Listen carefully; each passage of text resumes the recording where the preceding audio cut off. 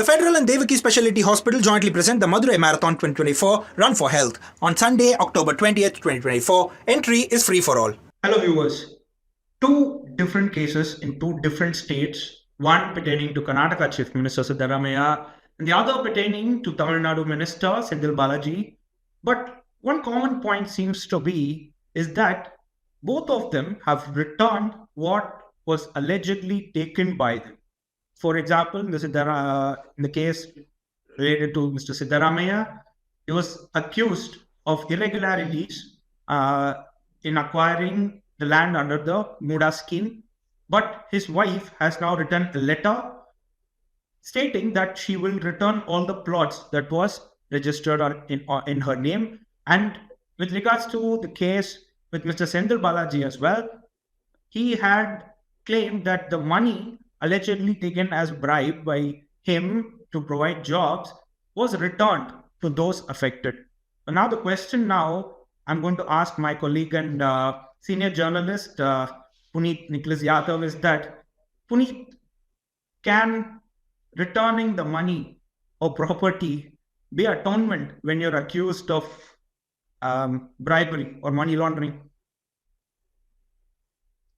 Yeah, hi, Aswin. Well, not really. You see, if the investigation has been ordered, the prosecution, the sanction to prosecute has been given, then whether you have, returned what you got illegally or you've kept it is immaterial. What needs to be proven in a court of law with sound evidence is that there was an illegality. Okay. Now, whether it is in the case of Mr. Siddaramaiah or in the case of Mr. Balaji, if the prosecuting agency is able to prove that there was an illegality, then whether they've returned the land or, returned the monies or whatever is immaterial.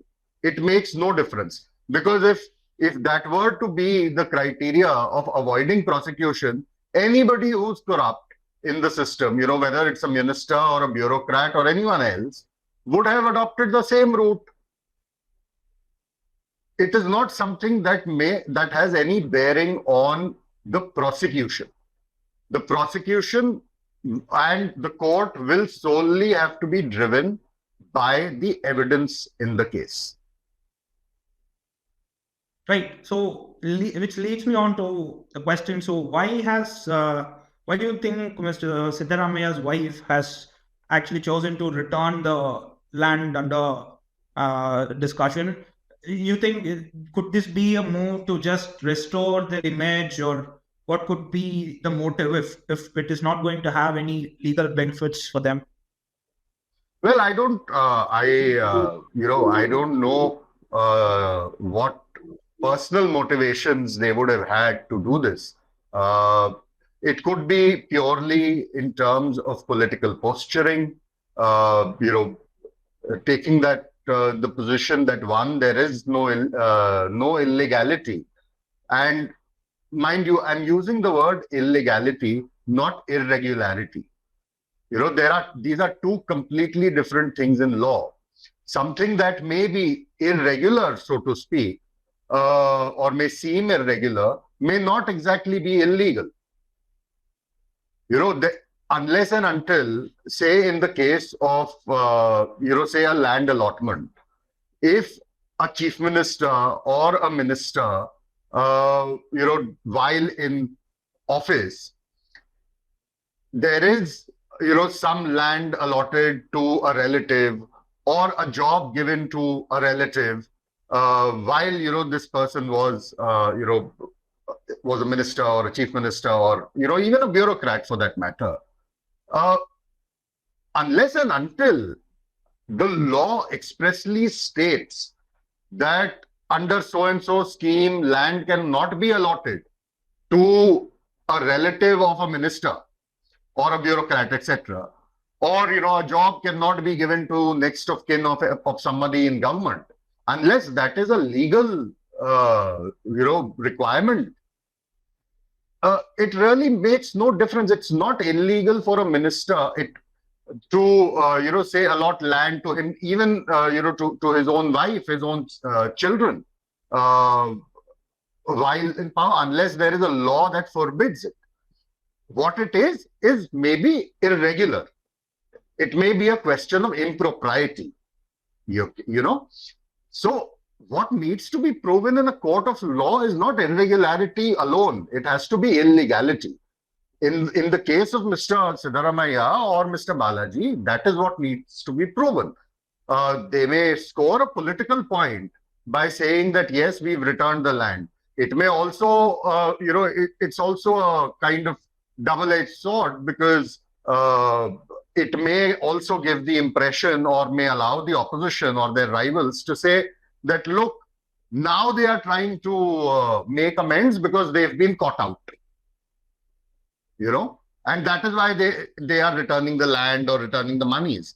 But so the act of returning the land per se will not have any impact on the case. The case will purely proceed on the evidence. Right. And with regards to Mr. Senthil Balaji's case, the latest development is that the Supreme Court has said that the case has to be heard by a separate judge, because the judge who is hearing the case so far has 29 cases on his table, and so they want the case to be heard quickly and all that. So, given that, two questions with this. One is, why did DMK so ardently, reinduct him in the cabinet? And two, will this move, is this move a setback for Senthil Balaji, or like, does it have any bearing at all on the case or Senthil Balaji's future? Okay, so let me take those questions one by one. Firstly, the issue of inducting him into the cabinet. That's purely a political decision. That's a decision taken by the chief minister. It is his prerogative to have a say, to choose, pick his own council of ministers.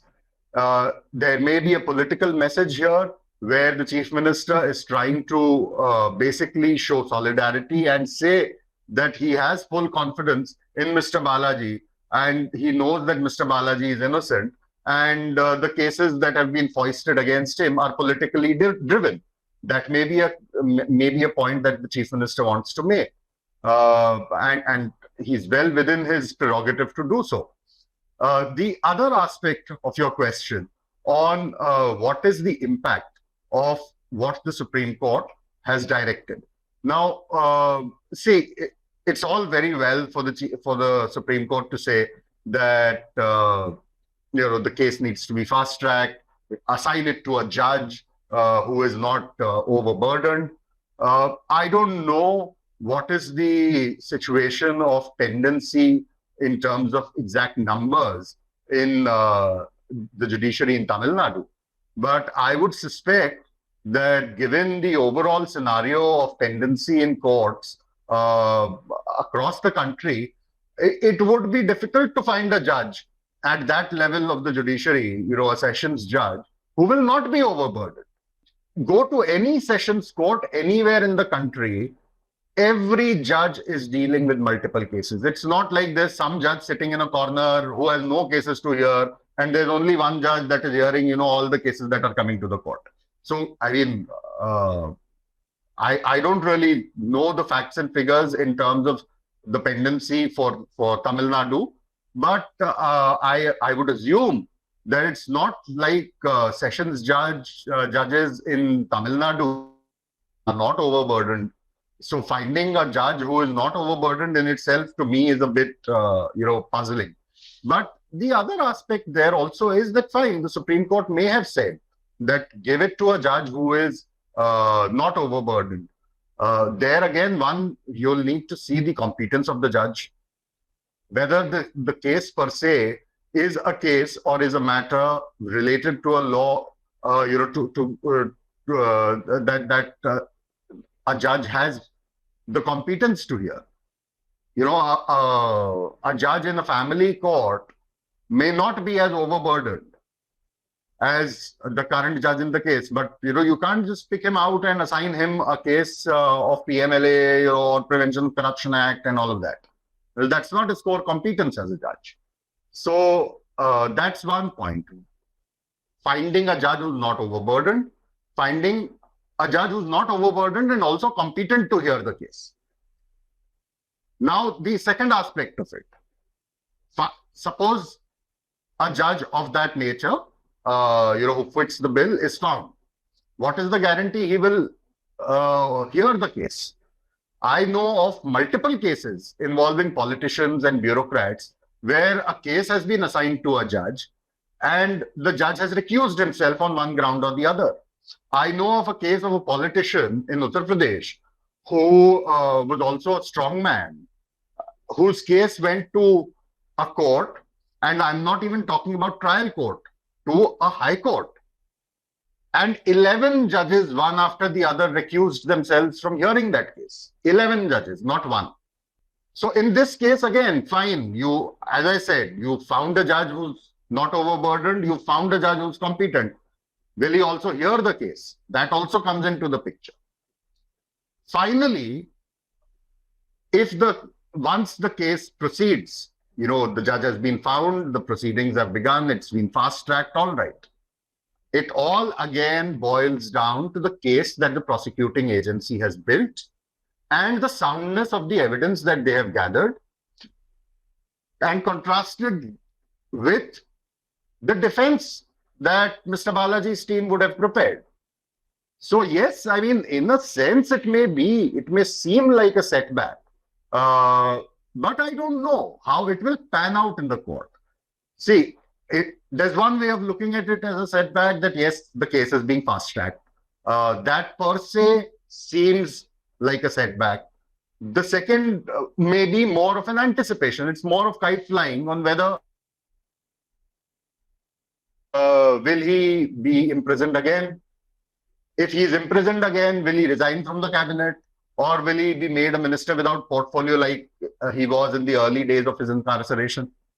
Now, all that is kite flying. We don't know what political strategy Mr. Stalin would adopt. We don't know what strategy Mr. Balaji would adopt politically as well as in terms of his legal defense.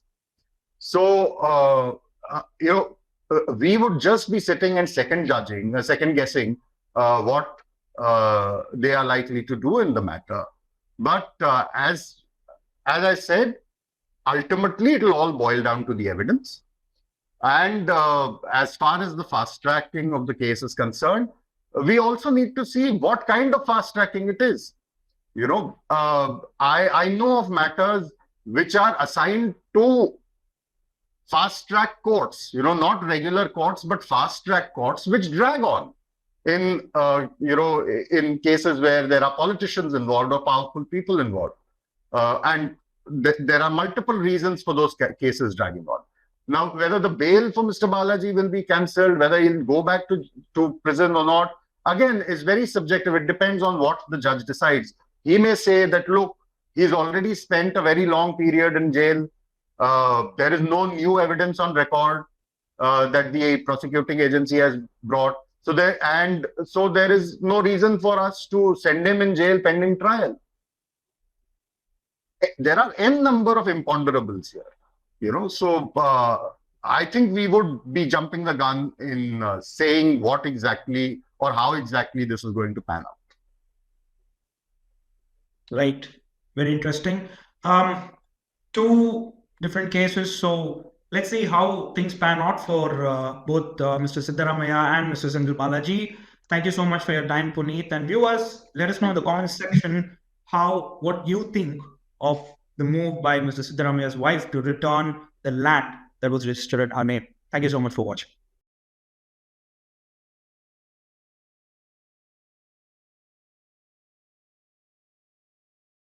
The Federal and Devaki Specialty Hospital jointly present the Madurai Marathon 2024 Run for Health on Sunday, October 20th, 2024. Entry is free for all.